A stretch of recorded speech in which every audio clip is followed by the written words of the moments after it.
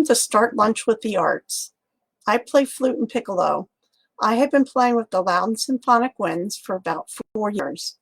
I enjoy the varied symphonic wind literature we play, and I also feel a real sense of community in the group. What keeps me coming back is our conductor, Gil Corella. He brings out the best in the group and utilizes every minute of rehearsal time to the fullest.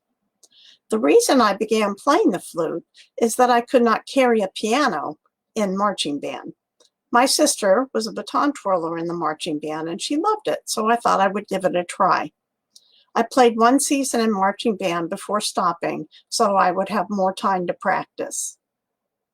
Marching band took up a lot of time.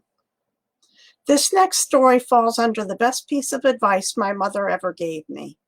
I almost didn't even get out of the gate in playing.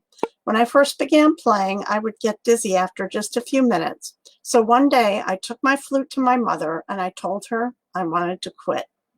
The best piece of advice my mother ever gave me was to practice 10 minutes at a time, a few times a day. One day, about a month or so later, I realized I had been practicing for 2 hours straight, so my mother's advice worked.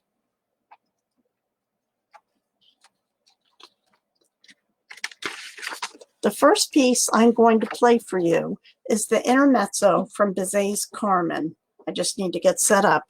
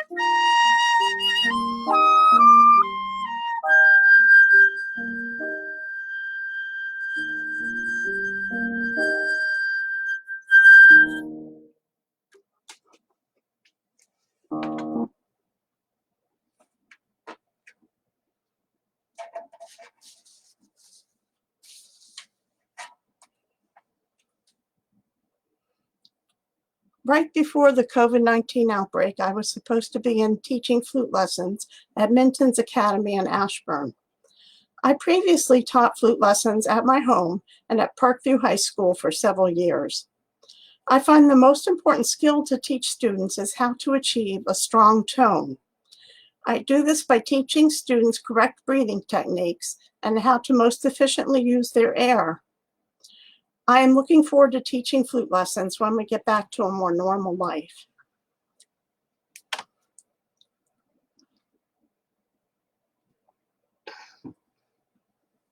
I play flute and piccolo, but I consider myself to be more of a piccolo player, but that was not always the case. My senior year of high school, I auditioned for the one flute spot open in the youth symphony. I played an excellent flute audition, and then I brought out my piccolo and played. After that, one of the judges, who was at the time in the National Symphony, came out from behind the curtain and said to me, "I do not understand. You play flute so well, but piccolo so badly." I ended up winning the flute spot with the understanding that I was not to play piccolo. And that year, I started practicing piccolo in earnest. I played piccolo all the way through undergraduate and graduate school. I also played piccolo in the McLean Orchestra for almost 20 years.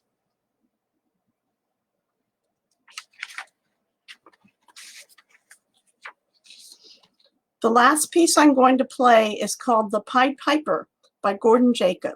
It was written in two movements, the first movement for flute alone, which is called The Spell, and the second movement for piccolo alone, which is called The March to the River Weser. In the first movement, the Pied Piper plays magical tunes to put a spell on the rats of Hamelin. In the second movement, the Pied Piper charms the rats to the River Weser.